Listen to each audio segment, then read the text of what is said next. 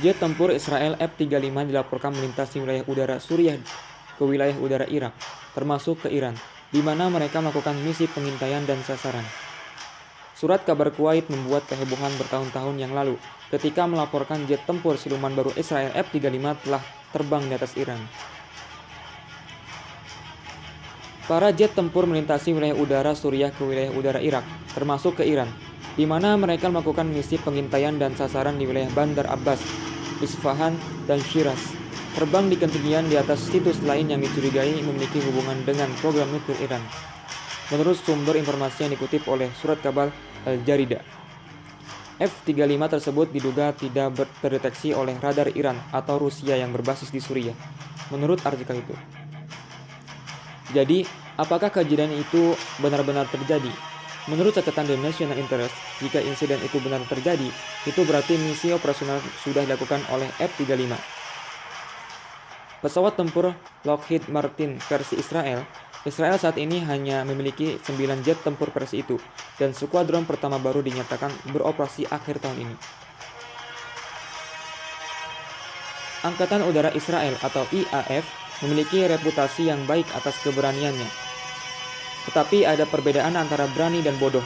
Pilot dan perencana IAF hampir tidak punya waktu untuk menyesuaikan diri dengan pesawat generasi kelima yang berbeda dari F-15 dan F-16. Generasi keempat yang mereka operasikan saat ini. Bahkan militer Amerika Serikat sedang kesulitan untuk memperbaiki banyak masalah di F-35. F-35A dasar memiliki radius tempur sekitar 600 mil.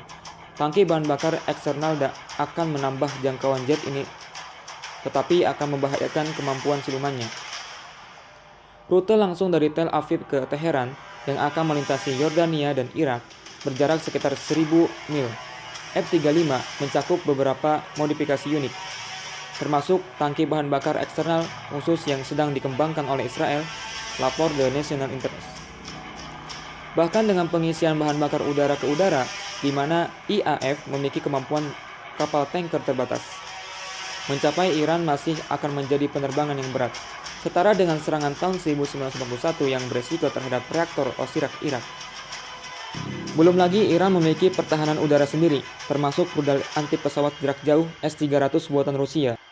Musuh Israel itu bersukacita ketika IAF kehilangan F-16 karena rudal anti pesawat Suriah pada Februari.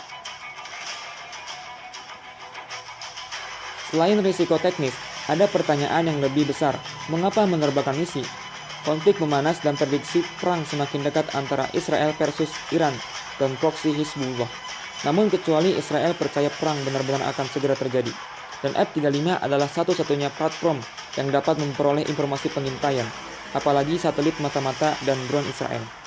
Maka satu-satunya alasan untuk melakukan adalah dengan mengirim pesan kepada Iran. Namun baik Iran maupun Israel tidak mengklaim ada penerbangan apapun. Jadi, siapakah sumber informasi yang membuat klaim itu?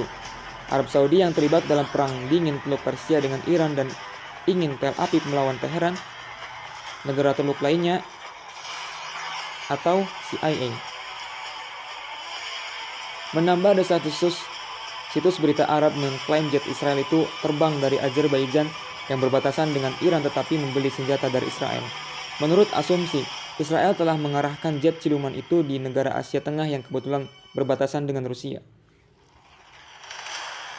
Berbicara tentang Rusia, yang juga menarik adalah reaksi dari pihak Rusia yang memiliki radar di Suriah yang diduga dapat mendeteksi pesawat siluman. Tidak mengherankan, Sputnik News Rusia dengan cepat memuat berita di mana Kementerian Pertahanan Rusia dengan marah membantah insiden tersebut. Informasi yang dipublikasikan di sejumlah media massa dengan mengacu pada sumber asing yang menyatakan jet tempur Israel memperdaya radar Rusia di Suriah dan melakukan pengintaian di ketinggian adalah omong kosong, kata sumber yang tidak disebutkan namanya kepada Sputnik News.